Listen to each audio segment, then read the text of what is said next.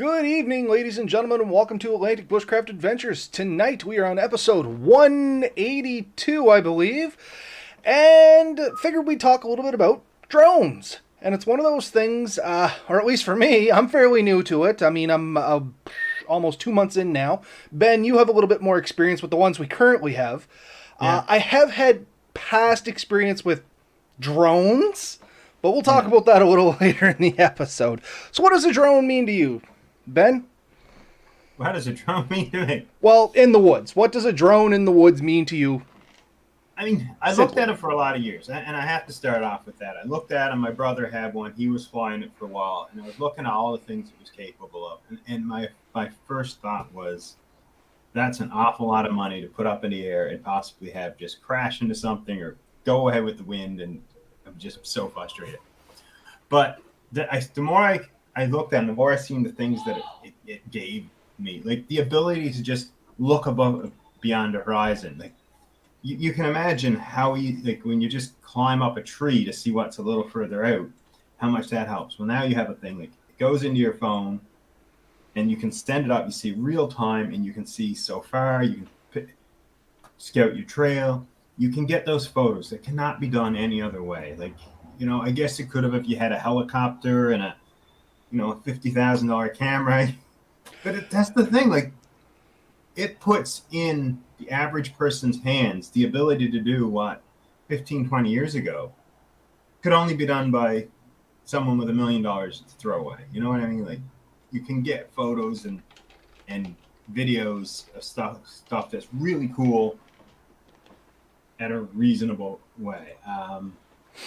And so that's what it was for me. It was a new level of freedom, and for like potentially the podcast, and even just within my own family, the opportunities it could give us was pretty amazing. So that's what it was to me. It was freedom. Once I got past the one part, which I'm sure we're going to talk a lot more about, so I won't get too far into it. Yeah, and I have a little to say on that too. But Yeah. so for me, I very similar to you, but maybe a little bit flipped. I bought mine after you got yours, as I mentioned earlier. I'd been researching it probably just as long, because you and I had at length talks about drones and costing and how we thought they would work and stuff like that. And then you bought yours, and I was looking at the videos you were getting, and I said, you know what, screw it. I'm finally going to break down and buy one, because I found it at a decent price. I even sent it over to you and said, have you ever seen them any lower than this? And you were like, nope, that's a great price, and I ended up buying it. But my original idea behind it was to assist in making the videos between you and I. You know what I mean? That was my original idea. Plus, I want to do some other videography things and stuff like that, because I like to make videos. But what it has become to me, I use it for scouting. Yeah. A lot of stuff. Like it was one of those things, I never bought it with that intention, but that's kind of what it's become to me. Not just walking around in the woods, but even in the truck or the ATV or something like that. You can get a spot that's open enough. You can fly this thing up. You can see what the trail ahead of you brings, which has saved me a couple times going down trails on the ATV. I'm like, this is kind of dicey. I wonder if it gets better a little further, or if I should just turn around.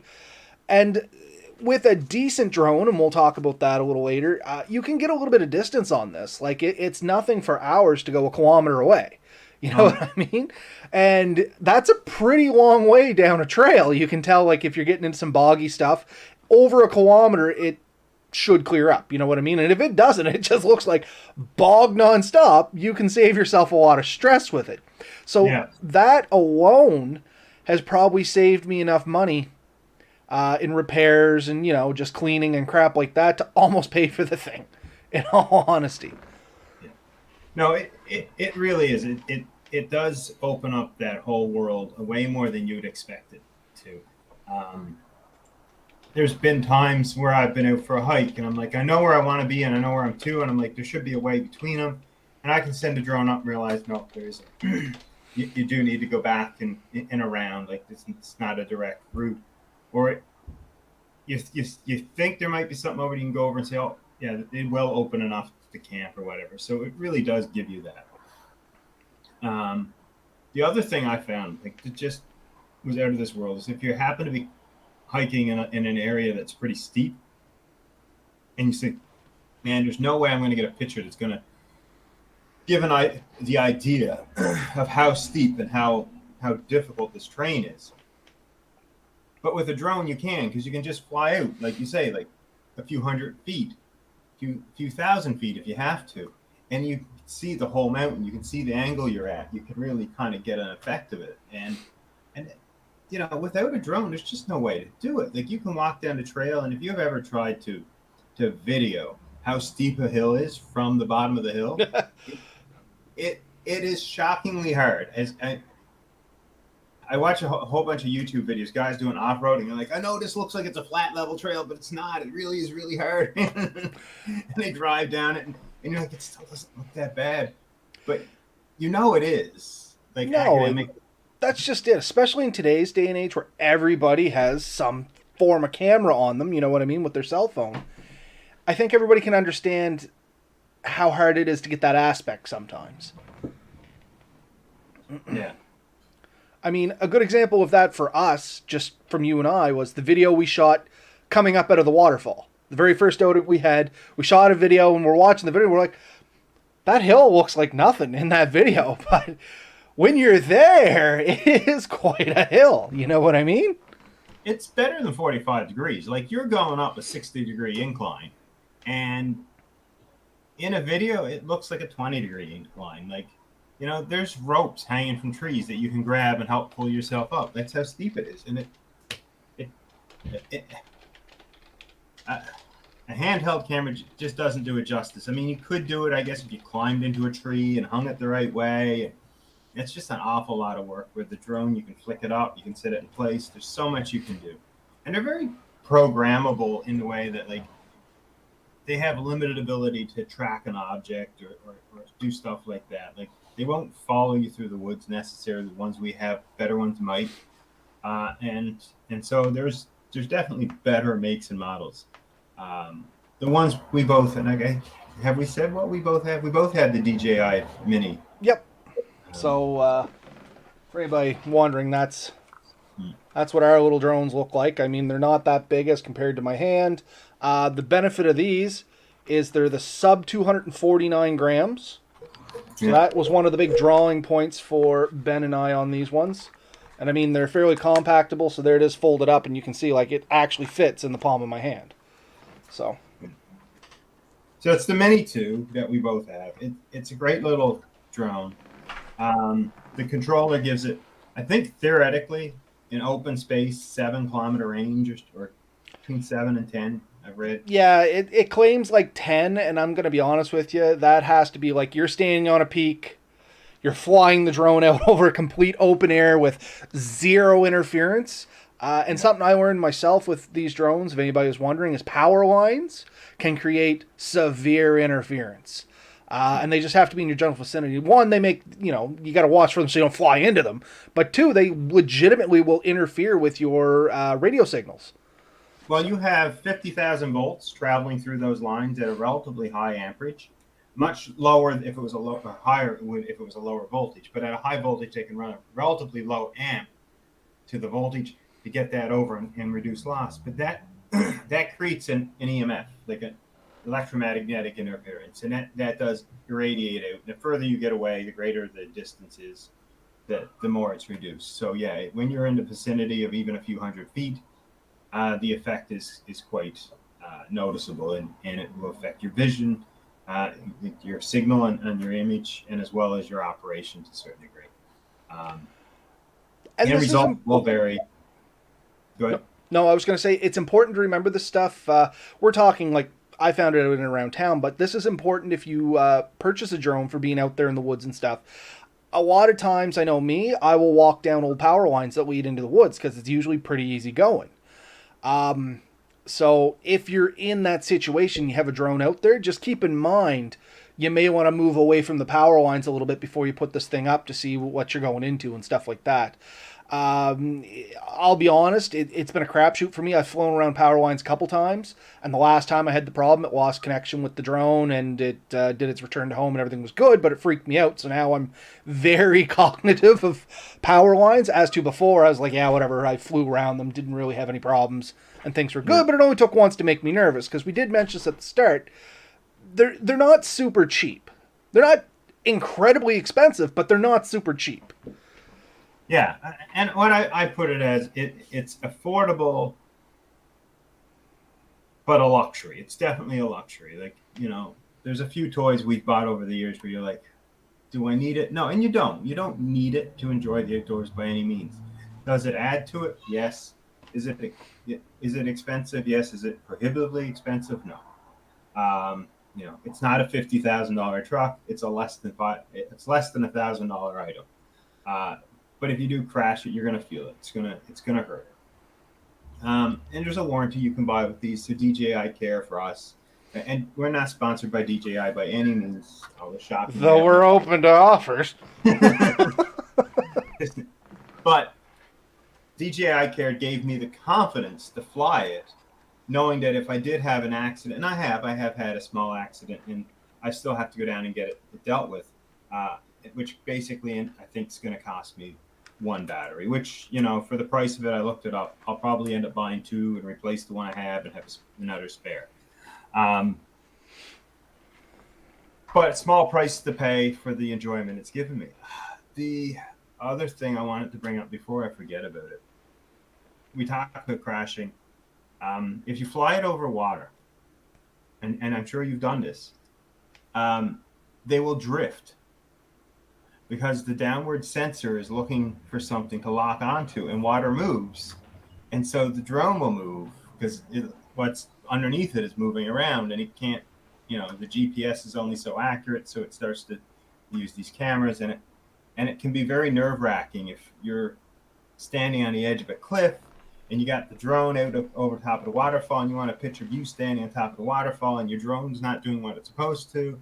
And for me, one day I did this outside of Truro in a place where there was a tree hanging over, and I was watching it. It was getting closer and closer, and I'm trying to set the settings, and I'm flying it up.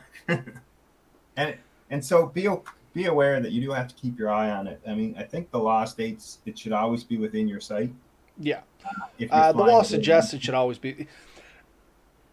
I won't get into the meat and potatoes of the laws because they're interesting. That's all I will say. For anybody that's interested on them, I suggest jumping onto Transport Canada's website and reading them, because there is required and there is suggested, and it's very gray in some of that stuff. So the funny thing is with them under 249 grams, when you put it on the Transport Canada website and ask where you can fly it, you're going to be shocked at where it's not illegal to fly it. I've stood at an airport, opened it up, and the whole area is red, and then I put in my parameters, and it's like, yep, go fly.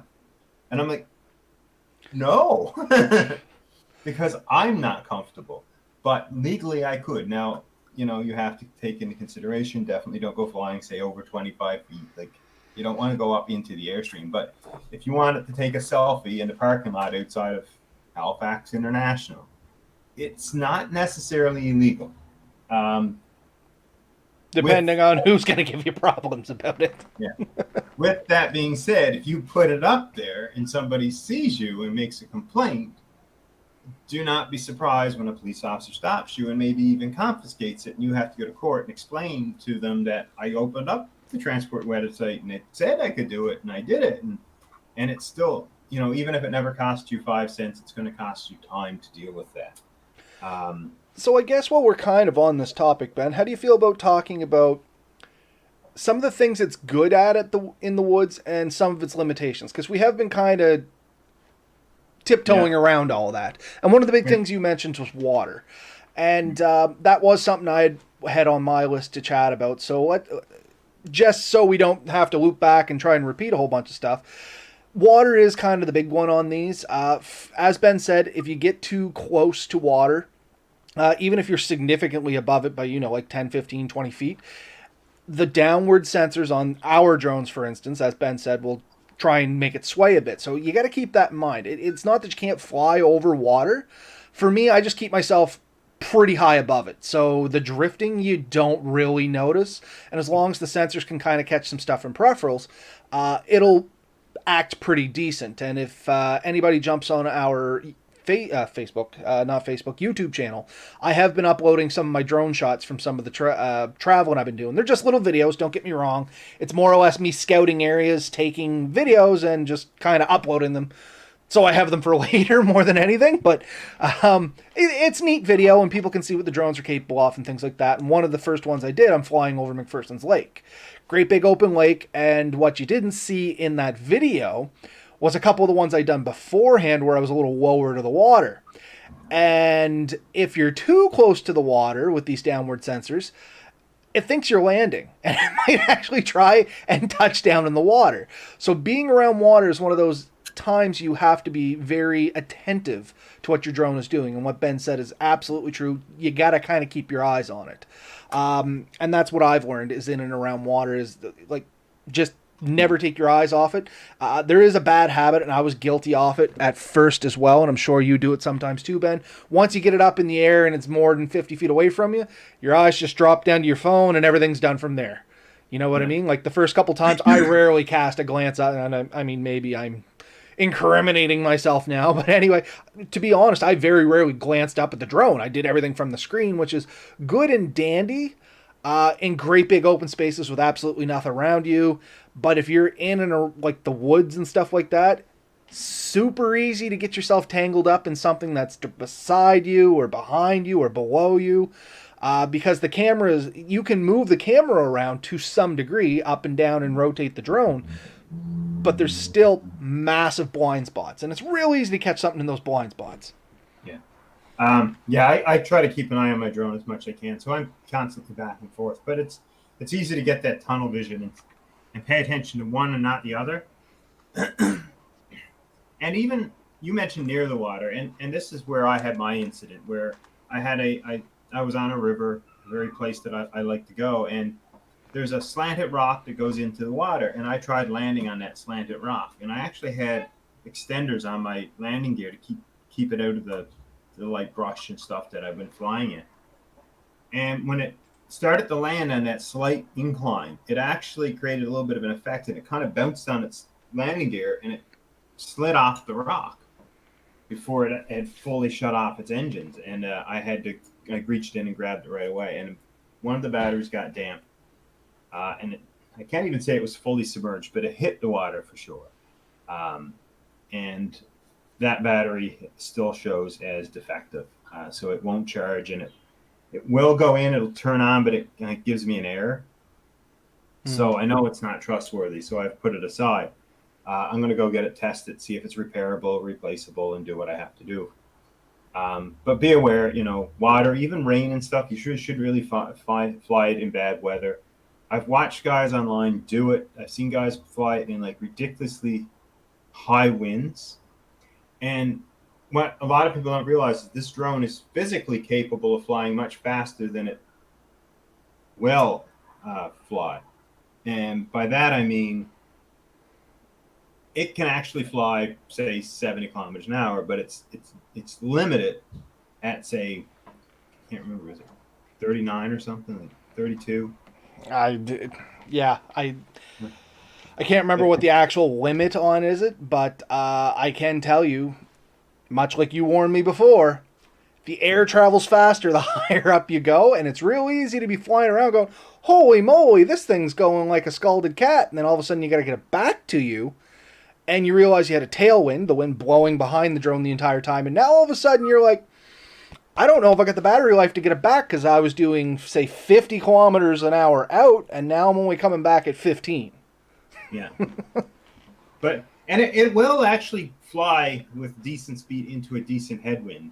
The thing is, that's where the GPS limit for speed cuts in. Like in a slight breeze, it'll still manage to get to the same top speed as it would with tailwind almost. So the GPS kind of cuts in at one point and tells you, no, you're not going any faster.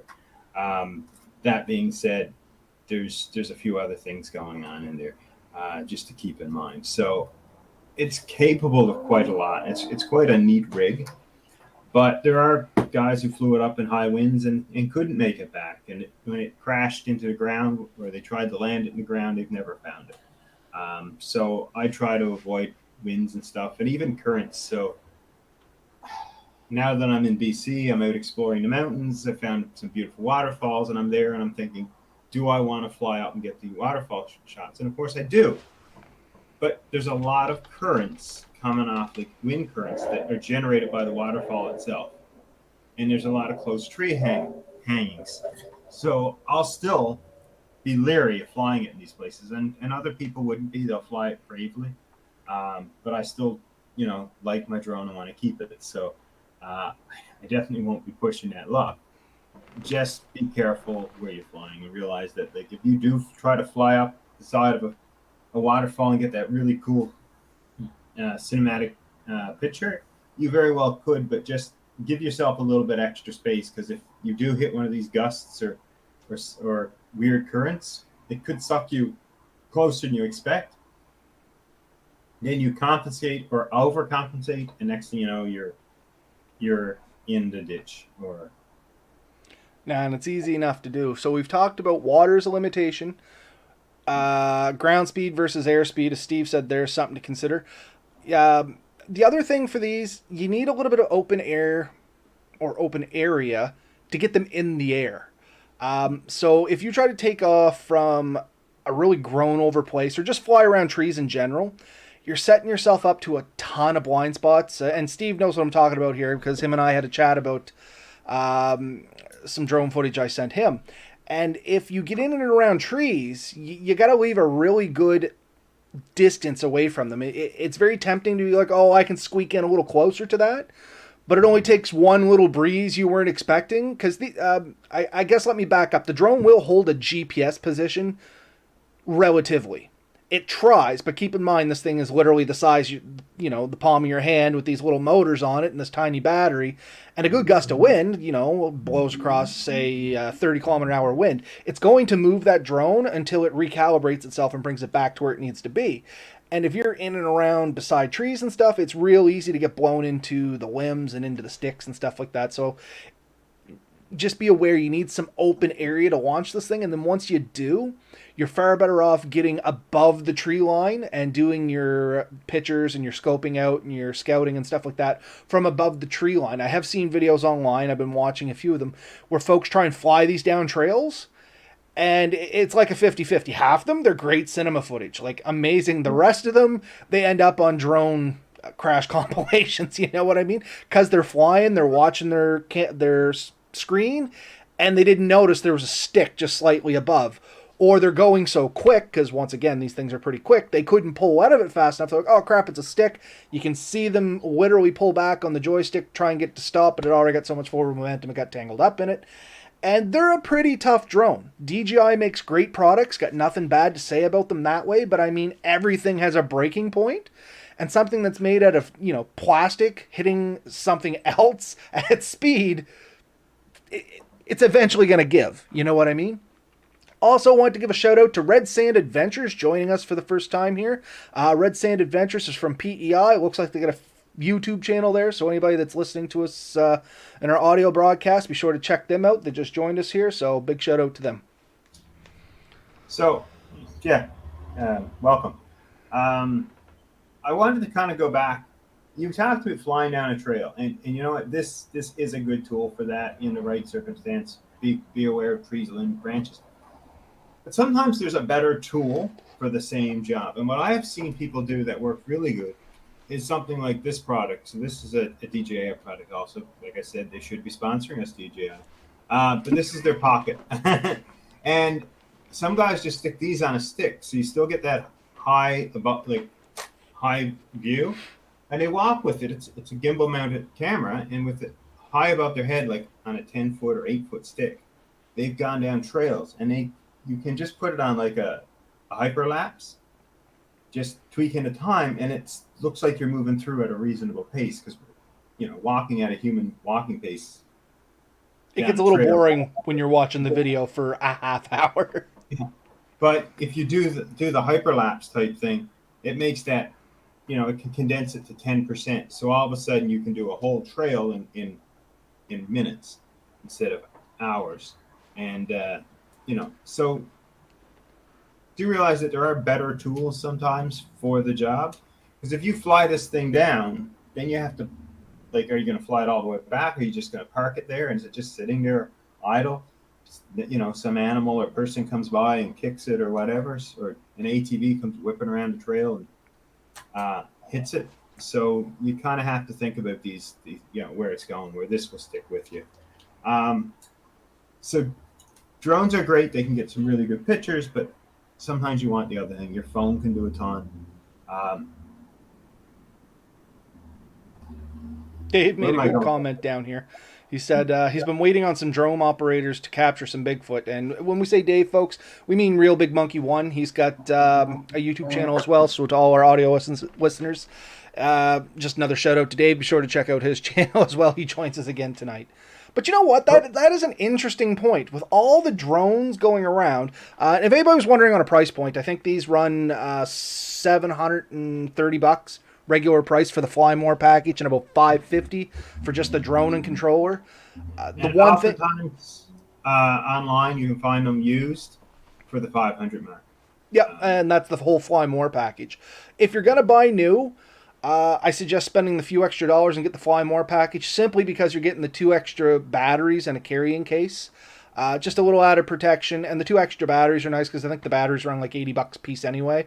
So the 2 extra batteries almost pay for the whole other part of the kit, and you get a gang charger and a few other things, which is nice. But the extra batteries are the big thing there. But and the gang charger can be used as a power supply to recharge your phone and other gadgets. So if you, there's good trade-offs in there. The other thing, if you're already into photography, the camera systems on these are actually relatively high-end, and it gives you a lot of the manual controls. You don't have to use it, but I've started personally getting into it. Having these different camera systems, and even on my cell phone, I've been switching to the manual modes and getting used to setting my ISO and my aperture and all these little things that you can set. And you know, it's digitally set, so some people, you know, purists might argue with you that some of this stuff, but you can get really cool effects. You can brighten things up, you can sharpen things up, you can get change your focal and all that. So it really can create some cool effects and really add to your skill as a photographer by playing with these toys, tools. So do experiment with that. If you get these with anything, like if you want to get used to some of the things in there, start playing with your phone and learn what these different terms mean, because what it's going to do is going to increase that skill and ability. I wanted to bring up another thing for safety with these things. So taking off in dirty, dusty landing places, this dust will get in your motors and inside and can cause some damage. So you can get landing pads, and I have a landing pad, and it's a really cool landing pad. It's yellow and blue on one side, it's orange and blue on the other side, and it folds up very small. And if you could ask me, where did you get this, Ben? I made it myself. I got some cardboard, I glued it all together, put packing tape, wasn't it? What? There's packing tape along the seams, but I laminated them all. That's the word I was looking for. Laminated. Oh, okay. And so each piece is laminated and then packing tape together for hinges, and it fits inside my bag. The bag I use is just a little, I think it's just the Amazon Basics. It is a little sling bag. That's my favorite way to carry it. I'm able to carry my drone, my extra batteries, my controller, a bunch of filters, plus my pocket. And I can even throw a phone and a few other things in there, landing pad, all kinds of stuff in that thing. And that's not a huge bag. It comes with a little waterproof case or cover I can throw over it. And that gives me a ton of things that I can play with out there and get the advantages of these drones. And like you said, I mean, you're scouting, nature photography. You would be surprised how little people say, oh, people are out there harassing animals with these things. No, they barely acknowledge them. Like, honestly. To be fair, our drones at least are quite quiet comparatively to what some other ones can be. Yeah. There are some reports, though, of eagles and other large birds taking them out. I've had birds attack mine twice now. Yeah. I haven't, fortunately, but, you know, if you see someone out flying and you're like, oh, they're harassing animals and stuff. I mean, I'm not saying they aren't, because I'm not there to say what they are and aren't doing. But I'm going to tell you, it's a good chance the animals don't even care. Like they're probably unaware of it or could care less about it. It It's really never. seems to be flying animals that take any real notice to it for different reasons. I've had bees or hornets, I can't really tell from the camera, but they kind of hung around it for a minute, and I don't know if it was the hum or whatever it was putting off. And birds can be territorial. They might come and take a look at it. In this instance, it was a seagull, and I was close to probably where it was feeding, so I just landed. Let them do their thing. I moved on. There was lots of space more to fly, and the other time was some pigeons, of all things. And pigeons can be very territorial. And that's all it was. I was flying around somewhere where they were roosting, and they were just trying to put a run to it. They weren't trying to attack it more than anything. They were doing false dives. Once again, just give them their space and move on. But anything on the ground, deer, stuff like that, they rarely even pick their heads up to acknowledge it. Because once it's 20 feet above you, it sounds basically like a bee going by anyway. My friend of mine had one flying out on a river, and he was flying over a sandbank, and a flock of ducks landed right where his drone was flying, and he literally landed it on the sandbank because he was afraid one of the birds would hit it. But he said they didn't. They didn't even seem to pay attention to it, and he waited quite a while with it sitting on the sandbank for them to clear enough so that he felt comfortable taking back off. So just kind of an example, they do tend to ignore it. Now, on the flip side, people less so. If people see a drone, they usually do take attention to it. And I haven't had a bad experience. I have seen some people have. And a piece of advice was given to me is if you're flying it, fly it out in the open. Like, don't go hiding behind a tree in a little corner flying it because you look creepy. But you're out in the middle of the field flying it, and you're not hovering over individuals or doing anything like that. Generally, people just come over and see what you're up to. And that's all I've had is good experiences with people. And I've flown out of parks. That's my favorite place to fly. I do like anybody that looks at my personal Facebook page, they'll see I do photospheres. I'll just pick a town, something like that. Usually it's close to somebody I know. I'll find a park by them. I fly up to about 120 meters and I just do a photosphere because everybody seems to love those things. They're like, oh, there's my house and there's this. And you get a lot of history around places. Literally had people come up to me being like, oh, what are you doing? And I'm like, I'm just flying a drone. I'm taking a picture. It's about I don't know, it's almost 300 feet above us. And they're like, oh, that's kind of neat. And they'll look at the screen and they'll wait until it comes down. They'll look at the drone for a couple seconds. They're like, oh, that was neat. And off they go. You know what I mean? So do be aware, though, like some people legitimately may be a little uncomfortable, unsure. And just being open and honest and friendly with them, it's the best way to because, drone is a bit of a sport. It's no different than bushcrafting. And if you're in the woods and kind of being rude and ignorant, then you're going to give us all a bad name. Same thing as if you're flying a drone.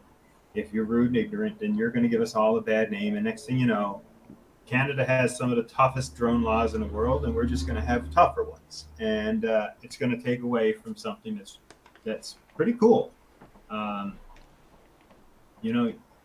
Flying over communities is really interesting because you see a lot of stuff that you just don't normally see. Just the way towns are laid out. Sometimes streets are put in designs that from the ground, it just doesn't make sense. An example of that, I believe Gander used to have, the town is actually designed in the shape of a goose head. I didn't know that. No, but if you look at a map, you can see that, right? You can actually kind of get that with the drone. You can go up and you'll see how the streets are built, and sometimes you can see that there's actually like a thoughtful design, and other times it's just grids, right? But it's a new perspective, right? And I think that's what, in general, like good photography is getting things from a different perspective, and it's hard to beat being able to get one straight down or out at quite a distance. It's a shot that we can't see normally unless we're in a plane or a helicopter, so we can get that sort of. That's what I akin mine to. It's the poor man's plane ride. You know what I mean? Like, I've never been on an airplane. Never touched foot on an airplane, seen most of the province from the air. But this is a way that I can literally take my own flights. You know what I mean? Do I physically have to go into the air? No, I get terribly motion sick. I don't want to. But I can fly my drone up and see the same things. Yeah. Relatively. I mean, I'm not going up to cruising speed at 10,000 feet or whatever the heck it is. But I mean, you can get up a couple hundred feet. Yeah, it's, and that's high enough to still see some detail on the ground, but low enough that you're not really affecting like planes and stuff like that. So it's a really cool thing. I enjoyed it an awful lot. I highly recommend if you get the chance to do it. It may not be for everyone. A lot of people look at it and they're afraid to fly it. And I had a bit of apprehension when I started. You had something to say? No, I was going to say that's a perfect segue into the next segment that I want to talk about is a drone for you? Oh. You know what I mean? That's the next thing I had on my list, is because that was a big debate that you and I had was, is a drone actually going to do what we want it to do, or are we just throwing money into the wind? Because like we said, there's 730 plus tax plus delivery, maybe depending on where you're getting them from. So you're looking at, by the time you get your drone, your batteries, your extended warranty, and I always suggest getting the extended warranty because, as Ben said, it gives you peace of mind. It allows you to go out there and use your drone the way it's supposed to and know if something happens, at least they got your back. By the time you get it all figured out, and you'll buy some other accessories and things like that, because I said I never would, and of course I did. Yeah, well, $1,000, got it. Yeah, $1,000. You're into it for $1,000 for, and this is an entry-level decent drone. I guess before we go into is a drone ready for you, there was one last thing I kind of want to touch on, because I have had this asked of me a couple times now, and I've told Ben the story. Like, basically everybody that's seen my drone after they've seen me fly it has gone out and bought a drone. I now know 4 people that have bought drones since I've gotten mine, because they flew mine for like 5 minutes and then they're like, yeah, I love this, I'm going to go buy my own. However, there is things to keep in mind. And this is why they went and bought theirs and dropped the money on it. This is what I get a lot. Oh, I had one of those big box mart. I'm going to pick on Walmart, not because I have anything against Walmart, but just because it's very common throughout North America and if not around the world. Oh, I bought a Walmart drone, like one of these things right here, and I was no good with it. Let me tell you right now, there is a reason that this is legitimately a toy, and this is more of a high-end toy, but tool. You know what I mean? Yeah. It's like night and day flying the two. I must have had 15 of these. Like, I have this one just sitting here.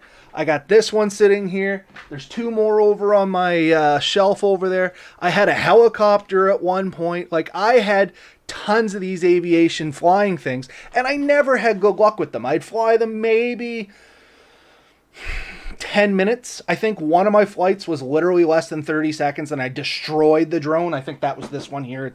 It's gone. There's nothing left of it. You get what you pay for with a reputable company making the drone. Like DJI, it's not even the same. These have a place. They teach you a little bit about how a quadcopter or drone functions. You get the 4 propellers, you can see some stuff, but they're nothing more than a really expensive training guide to show you how one works. They don't work well generally. This one here, or maybe it's that one over there, I can't remember, but one of them, by the time you got it in the air and you set the trim and the jib and all that stuff, so it's not like spinning circles and flying to the left or flying to the right constantly, your battery's dead. So you never actually get a flight out of it. You're always just trying to tune it in. Because when the battery is full, it does one thing, and then as the battery starts to drain down, because they only got battery lives of, if you're lucky, 11 minutes. I think this one literally, this one says 6 minutes. So just for instance, that's your fly time is 6 minutes. It takes you 5 minutes to dial the settings in there. You might be lucky to get a 1 minute flight, but at that point you're so nervous and you're still wondering if everything's working right. It's not the same with one of these. One of these, literally, you unfold it. When you first buy it, you unfold it, you connect your phone to the controller. I do have my controller here somewhere. Controller's much like this. The phone goes in the top. It walks you through a tutorial on how to do some basic things. But the beauty of these decent drones are, with the GPS and stuff built into them, you can literally just one button take off. You push a button, it comes up to a couple feet, and it will literally stay in spot. It automatically sets your trim and stuff like that, so you don't have to worry about it spinning out of control or drifting constantly to the right or pitched the wrong way. Does it all automatically as it's taking off. So literally you push a button, it comes up to hover mode, it's ready to go. At that point, you can just push up on the thumbstick, whichever way that you happen to have yours set up. I have mine set up backwards to stock. Well, that screws a lot of people up, but the way I set it that way up, if you ever played a first-person shooter for Xbox, it's the exact same controls.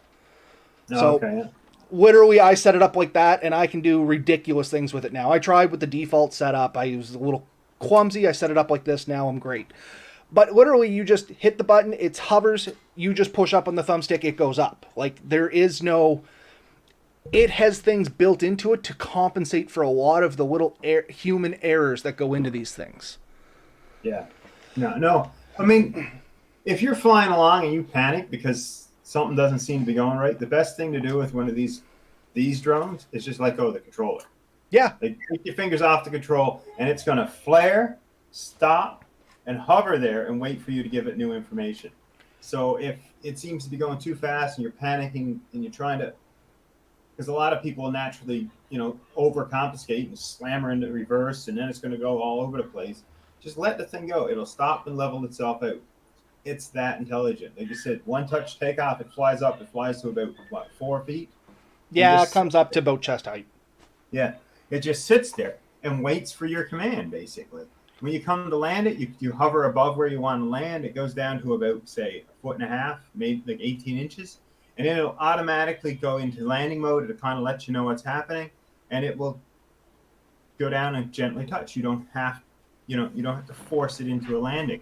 And that's where, with all these things, the majority of problems happen, is takeoff and touchdown. Takeoff, you hit it way too hard and it flies usually up and into an angle and then into something. And down, you come down too fast and it just bounces and you destroy your props.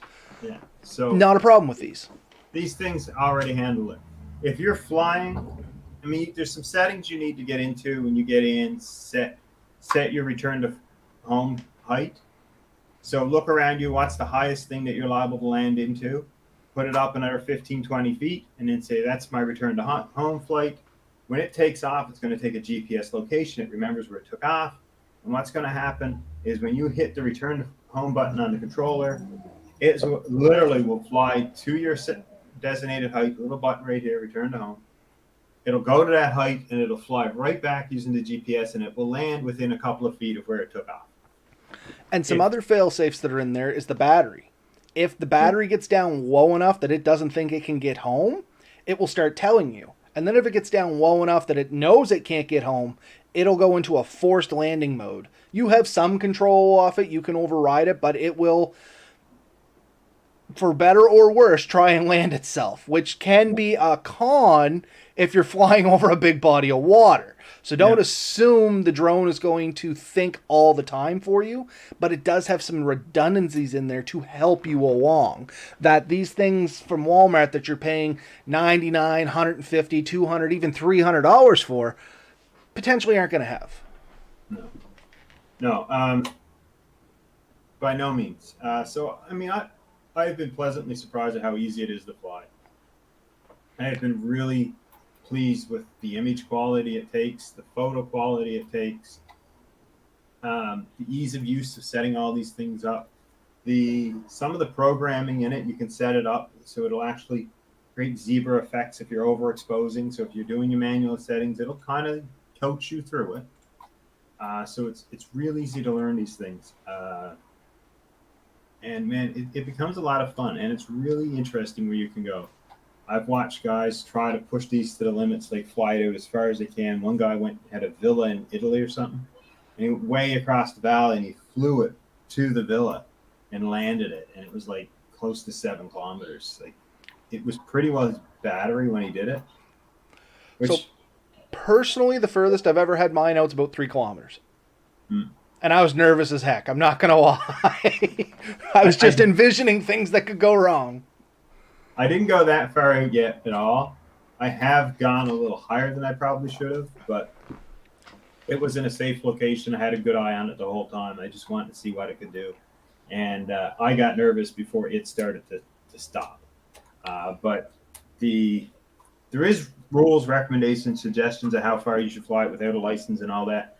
And I think 120 meters is the recommendation. And I went a little higher. 122 is maximum height. They usually set the default on these to 120. That's pretty much the global standard. 120 Yeah. meters works out to be almost 400 feet or something like that. So, And honestly, that's plenty of height. yeah. But you can crank it up; it'll fly significantly higher than that. And the reason I wondered about that is, what if I am in a mountainous area and I'm already higher than that altitude, but then I fly it over a valley? And this is why you would want to be able to do this, because it's going to look down. It has a bit of a ability to read height, and you wouldn't want it to just dip and say, "Oh, I'm going down the valley," right? So you can crank that a bit. So before we go into is a drone for you, just because you brought it up, I am going to mention it. It was not me that has done this, but one of the people that has purchased a drone after getting mine, a little more wild than I, literally decided to see how high this thing could go before it basically was just like, nah, no more. It was about 1.6 kilometers straight up. That is crazy. 1,600 and some odd meters. Like, he was into the battery warnings, everything going off, being like, no, we're landing now. That's at that point, the drone physically took over and was like, nope, we're going down. But that's above the cloud level. Like, the video is that he has of it, you actually watch him go through the clouds and then breaks over that level, and then it's just nothing but open sky and clouds below him. It is neat as heck. I'm not suggesting to do it because, once again, there's laws, rules, and regulations, and I'm not going to mention who did it. I just happened to see the video, and it was neat. I'm not going to deny it was neat. I'm not that gutsy to do it myself. But anyway, yeah, that was the only thing I want to say on that. Keep in mind that it does record all your flights. Yeah. That's the other thing. Those are stored in a database on DJI's end, so if the police, for some reason, ever needed to, say, pull records, they're there. Keeping that in mind. So not saying that anyone will ever pull your records to figure out what you've been doing, and not saying you're going to get in trouble for it. But keep in mind, when you do break the rules, it can and will tell on you in the right circumstances. And, what I picture for that is you do hit an aircraft, or it does crash into a house, and they come up to you and they're like, hey, we've got a report, someone's complained or whatever. We have your drone number. They can look it up and find out that you've been doing ridiculous things for a while. If they look and everything you've been doing seems to make a lot of sense, you're not going ridiculously fast, far, high, then most likely they're going to be like, it was an accident. You may still be financially liable, but at least you may not be criminally liable. But if you've been looking like you've been pushing this thing to its absolute limits for a while, then they're going to really seriously have to look at it and say, this guy is not being reasonable. He shouldn't own a drone, and we're taking it. Yeah. So we are getting a little late in our time there, Ben. So the two last things is a drone for you, and one that Steve suggested here, any features that your drone don't have that someday would be nice. And we'll leave that to the end because that one may trail on a tiny bit. Yeah. So let's get to is a drone right for you? So for me, I would suggest, is a drone right for you if you're into photography? Because that's what a drone is. Like, don't get me wrong. A drone is meant for doing photography or videography of some sort. If you're not into either of those, they do make what's called a first-person view drone, which is literally you strap on a pair of goggles and you can race around. They don't necessarily have the same height and stuff like that. But generally they're built tougher, go faster, and you can do tricks and stuff with them. That's a whole other thing. Maybe that's your thing, and you just want to have the fun of flying. Maybe look into FPV drones. But if you're into, like, pictures and video, that's a good indication that a drone may be good for you, because it is going to get you some different angles and stuff, like Ben said. You're going to get perspectives and aspects that you just can't get from the ground. That's the big one if a drone is good for you. I have to really agree with that. I mean, the camera on these things, in my opinion, for the size, the physical size of it, and the capabilities, it's hard to beat. It is a solid camera that can do a lot of good stuff. You can get great cinematic effects. You can get really good image quality. You have a lot of control should you choose to turn it on and use it. Um, and you can make some really interesting clips and videos and stuff, and then you have the exploring capability that this gives you. So the only reason I would say it's not for you is if you really can't afford it. Like if you really can't be do you need it? No.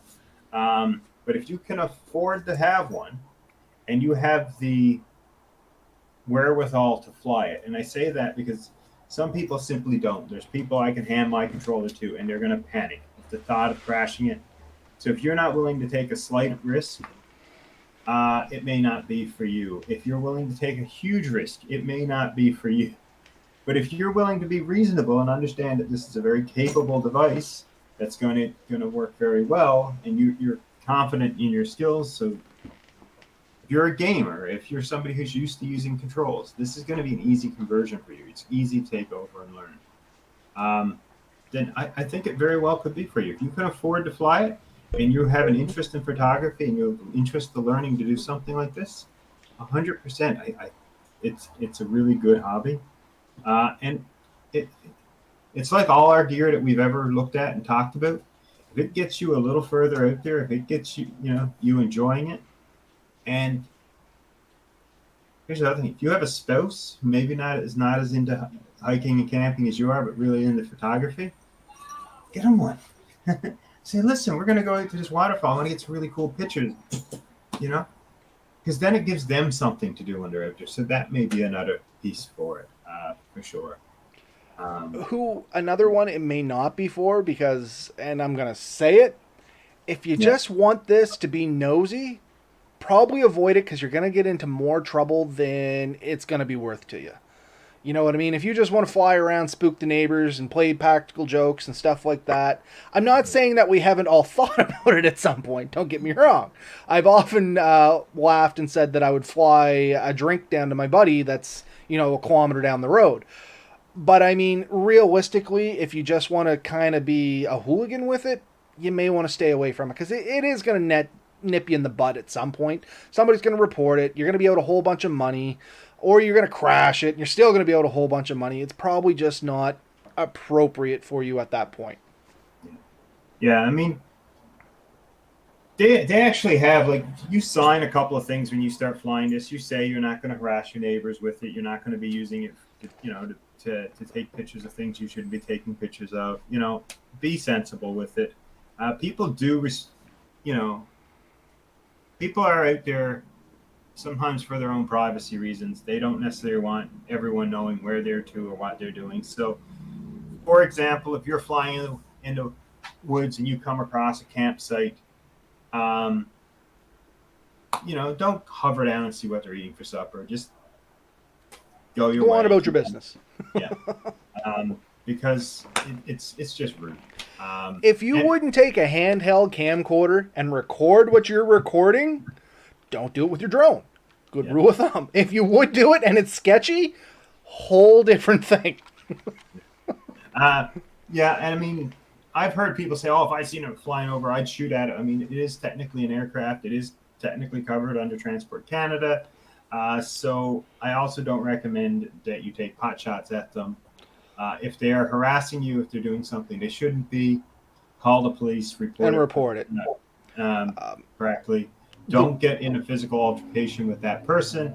Do not attack the drone, because they could be up there for a legit reason. You may be misinterpreting what they're doing, and next thing you know, you're going to get charged with shooting down an aircraft, which... I was going to say, it's actually illegal, your property or not, to shoot anything that's considered an aircraft, simply because it's much like rivers and waterways. Nobody owns rivers or waterways. You own your house, you own your property, no dispute there. You don't own the airspace above your house. It's like if you live next to a road and your house is here, and then across the road is more property, you don't own the highway in between. You know what I mean? Like, that's public access.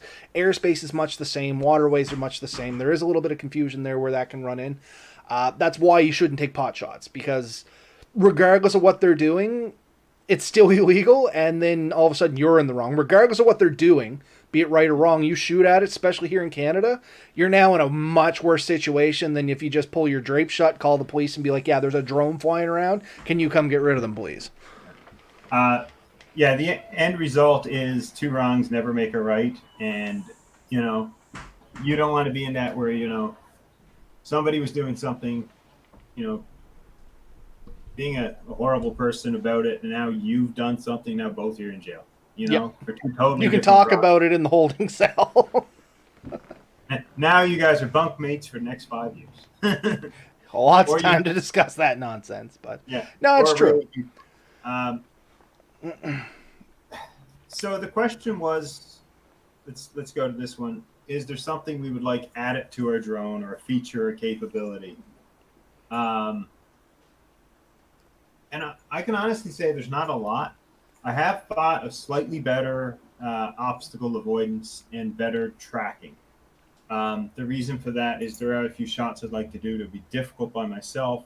So if I'm driving up a dirt road, uh, last weekend there I was up in the mountains, and if there's some pretty cool trails, I need better tires. That's a different story. But I, I could have gotten some really cool shots potentially if I had the right setup, and could see me driving along the side of a mountain. But with just me operating both the vehicle and drone, it just seems a little sketchy. Probably going to get two of us crashed. Uh, it's difficult, but there are ways, there are tricks you can do where you can track an item and say I want to fly in a right hand circle around it, and you just keep driving so that it can never kind of get ahead of you to make this. But that's just pushing it, and it's not really looking for trees or mountains or anything, so it could crash into something quite easily, not realizing it. Another option for that is if you are into this kind of thing. I am not, because I have the extended warranty. There is third-party applications that do have some better tracking features. However, realize that if you use third-party apps with any drone generally, and something happens, your warranty is not going to cover it. But I do see features like that coming for these potentially later on. The reason they didn't do it in this one simply was because of the obstacle avoidance. There's only downward facing sensors on this. It would be nice to have some more sensors on this, like Ben had said. And honestly, they did that. The next one up, this is the DJI Mini 2. If you go to the DJI Mini 3, it has forward and reverse facing sensors, I believe, as well as downward facing sensors. You still don't got the side to sides, but the reality is for most of these drones, the features you want are probably available on a drone out there. Yeah. It may depend on you to take additional training and get licensing and stuff like that. I mean, in Canada, I don't know what it is for the rest of the world. We kind of have three classifications of flight here. There's the sub 249, which is what Ben and I fall under, which is you don't need a license, you don't have to follow a flight plan, any of that stuff. Then there's kind of what's called a B license, I think is what it's called, or a class 2 license, depending on where you go. And it's between a certain weight, and you can't fly over pedestrians. And there's some limitations in there, and you got to get a specific license. And then there's like a class A or class 1, whatever you want to call it. And it's, once again, it gives you the ability to basically fly any drone, but now you have to follow FAA flight plans. And there's a whole bunch more rigmarole to it. And the big thing for Ben and I was the sub 249 grams. We don't really want to get ourselves licensed because it's an extra cost. And honestly, all the extra effort that goes into that is probably not going to be applicable for what Ben and I are doing for our drones.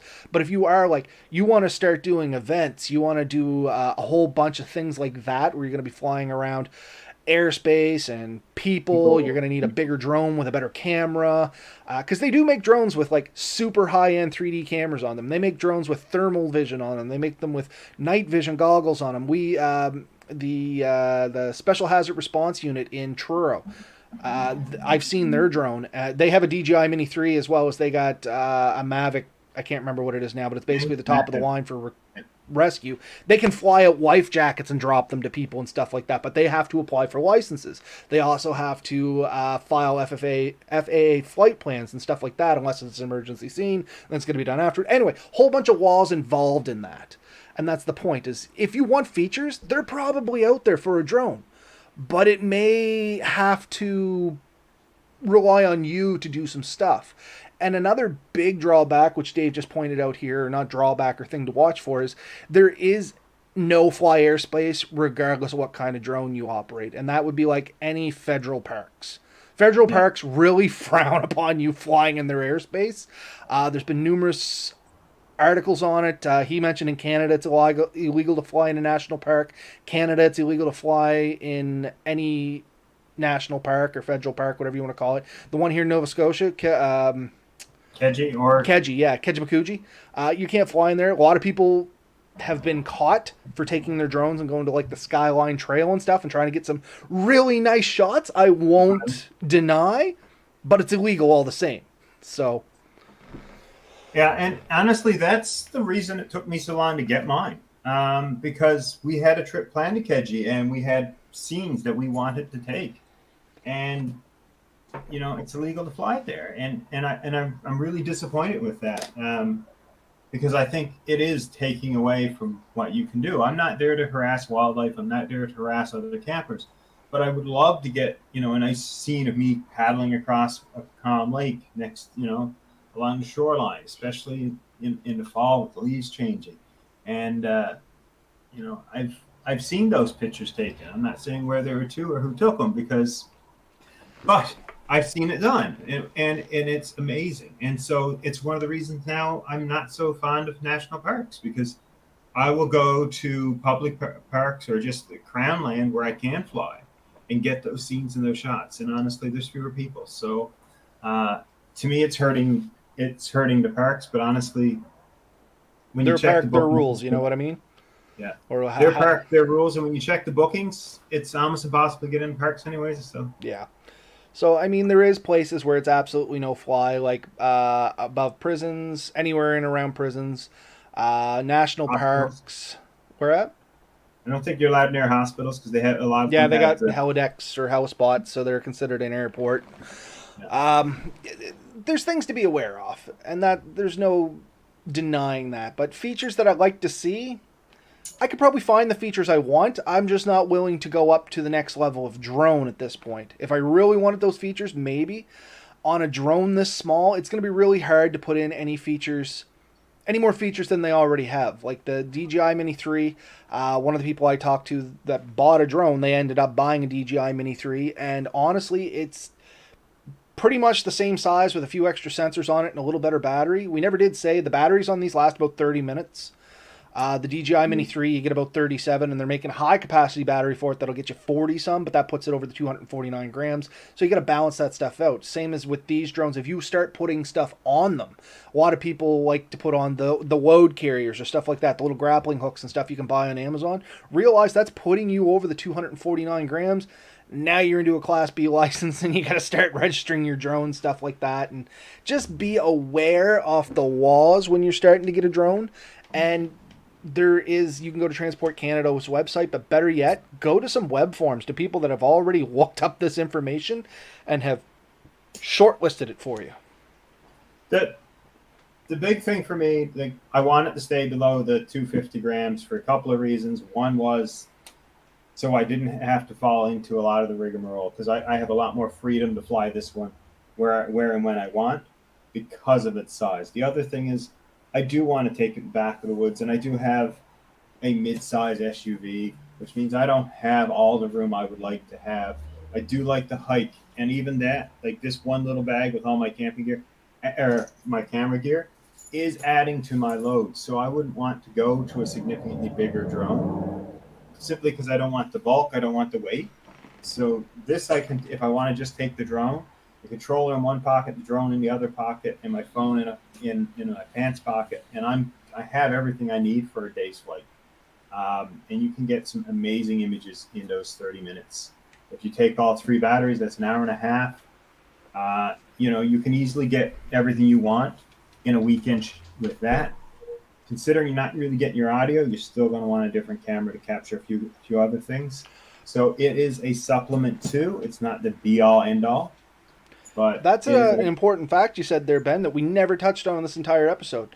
Drones, or at least ours, do not record sound, because all you would hear is the whine of the engines. You know what I mean? It would just be bzzz through your entire video. That's why they don't record sound.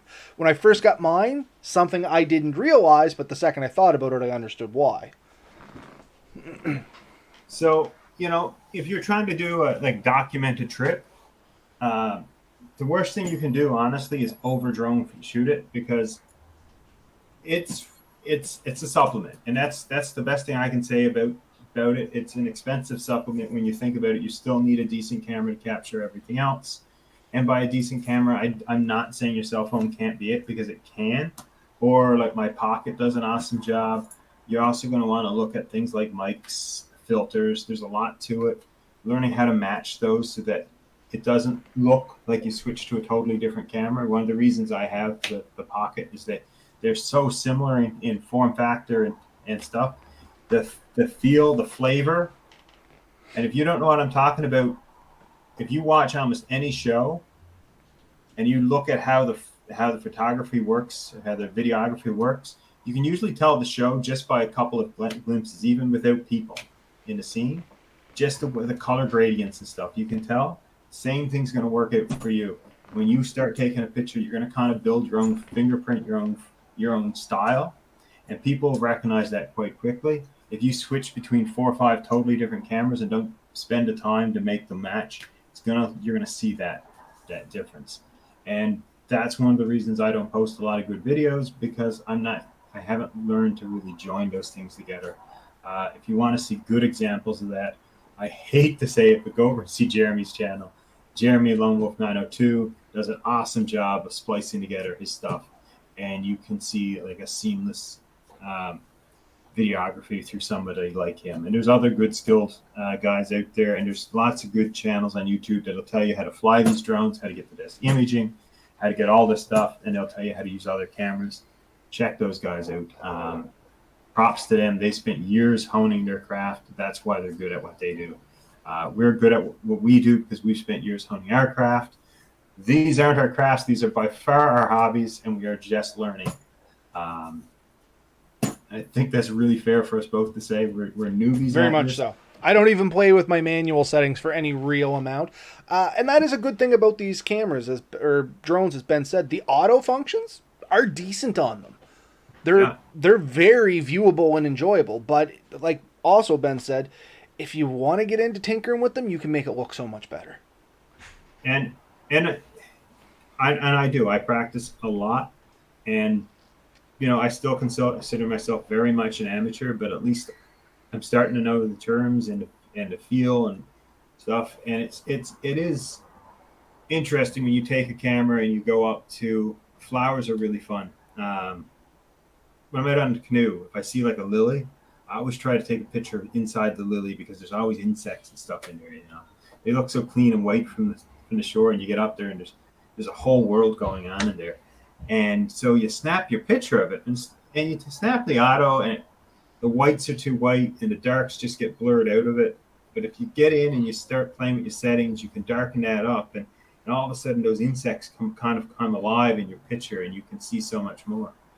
And that's where you can really bring the magic out. And that's learning to filter certain lights out so you can see more what you really see. And sometimes you can actually do it so it's better looking than with your eye, right? And that's the skill of a good photographer, to take something that looks pretty cool and make it just pop.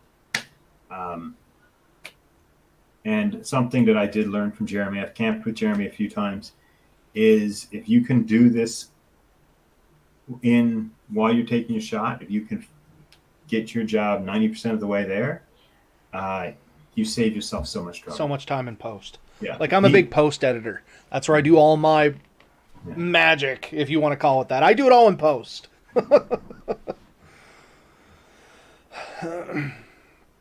But yeah, I think that's as good as any place to maybe leave this for tonight. Unless you had anything you want to add in there, Ben? No, I'm good. We're up to an hour and 10 minutes. I don't want to go too late. But if any folks out there have questions about drones, stuff like that, we are more than happy to answer them for you to the best of our abilities. Are we experts? Absolutely not. Are we the common Joe that have gone through the gambit of these things and then actually bought an okay drone? Yes, we are, and we can help you along that route.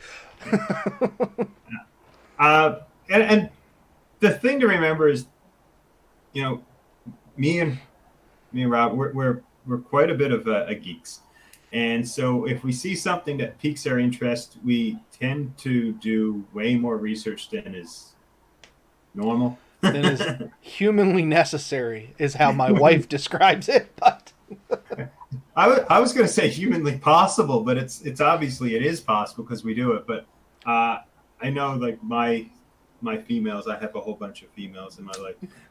They get very frustrated with me because they'll show interest in something mildly, and all of a sudden I've completely analyzed it out to lunch, and I can tell them absolutely everything about something they had a mild interest in a few minutes before, and they get frustrated and like, you've made it too much. And I'm like, but you got to, right? to give you an idea of how bad Ben and I are on this, we started talking about buying these drones probably in 2020.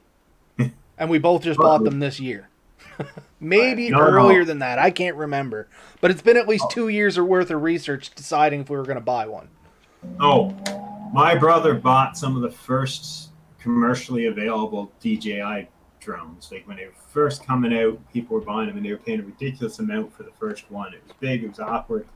And my brother was in Fort Mac at the time, so it was quite a few years ago. And he just fell right in love with one. And then he came down to my cabin one day and he showed me it, and I'm like, I need one of those. Like, but I pulled back because I just wasn't sure. I wasn't confident, and so I did what I did my research and stuff, and I looked at the price and I qualmed over it. Is that the best price? And then I'd find out another manufacturer is making one, and there are some good competition with DJI. I'm not saying they're the be all and all. There are some competition, but really there's not a ton. There's only 2 or 3 companies making competitive drones to them, and even those seem to come and go, where DJI has stood the test of time over the last 5-10 years. They've been the name in drones if you were looking for a drone. And that's what we have experience with is DJI, and we're happy with our purchases. Yeah. But yeah, that's it. I think we've beaten this horse pretty good. And we could probably talk for several more hours on this, but we're trying to keep it somewhat concise. So the summary, I guess we'll give a summary, is be careful of the environment. So dirt, dust, and stuff, like a landing pad, you can get extended legs that don't add too much weight, can keep you underneath. Because these say 249, but they're really like 237. I was going to say, mine weighs in at about 238. Yeah, you have 5 or 6 grams to play with, and there are some pretty lightweight options out there. I had some 3D printed parts built for mine to give it some boost. Use the pad, stay away from water, stay away from bad weather and stuff. Be respectful of, the people around you, and, get out there and have fun. See what you can do. Take some awesome pictures. Send us a picture, a video, a clip. Tell us about your experience. That's kind of it for me. I think, they definitely add to the experience. Oh, for sure. Does it have a place in bushcrafting?